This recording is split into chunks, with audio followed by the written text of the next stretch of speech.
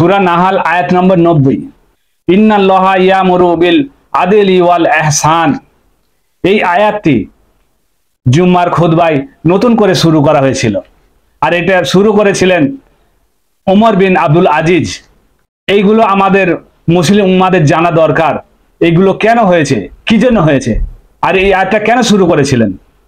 ওর আগে 90 বছরেরও বেশি যেই মসজিদে আমরা আল্লাহর ইবাদত করতে যাই, জুম্মা নামাজ পড়তে যাই, সালাত আদায় করতে যাই, 70,000-এরও বেশি মসজিদ থেকে ওই জুম্মার খুতবায় হযরত আলী আলাইহিস সালামকে গালি দেওয়া হতো।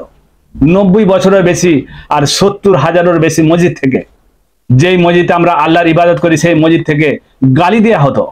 কত বড় গুনার কাজ হতো মসজিদ থেকে। গালি কাকে দেয়া হতো? আল্লাহ রসুল সাল্লাল্লাহু আলাইহি সাল্লামের ভাইকে, আলী আলাইহিস সালামকে গালি দেওয়া হতো।